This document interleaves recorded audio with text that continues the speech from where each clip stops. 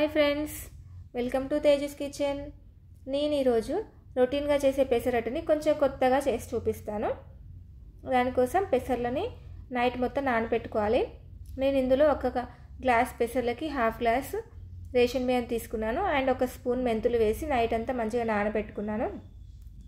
తర్వాత మార్నింగ్ మొత్తం వాష్ చేసుకొని మిక్సీ జార్లో తీసుకొని ఇందులో పచ్చిమిర్చి, కొత్తిమీర, ఉప్పు, జీలకర్ర వేసి మంచిగా దోసపిండిలాగా మిక్సీ పట్టుకోవాలి. సేమ్ మనకు దోసపిండి ఎలా పడతామో సేమ్ అదే కన్సిస్టెన్సీ రావాలి.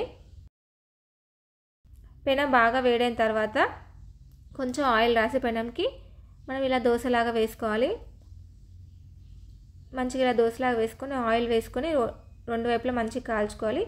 మనం రెగ్యులర్గా తినే దోశ, ఇడ్లీ కాకుండా ఇలా ట్రై చేయండి. పెసరట్టు హెల్త్కి కూడా చాలా మంచిది.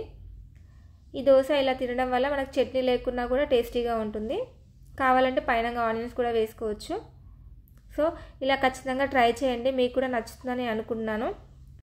అండ్ మీరు ట్రై చేసి నాకు కామెంట్లో చెప్పండి మీకు ఎలా వచ్చిందో. అండ్ మీకు నా రెసిపీస్ నచ్చినట్టయితే మన ఛానల్ని లైక్ చేయండి, షేర్ చేయండి, సబ్స్క్రైబ్ చేయండి అండ్ పక్కనే ఉన్న బెల్ ఐకాన్ని క్లిక్ చేయండి. మీకు ఇంకా ఏమైనా రెసిపీస్ కావాలంటే కామెంట్ చేయండి, నేను ఖచ్చితంగా ట్రై చేస్తాను. Thank you for watching. Bye.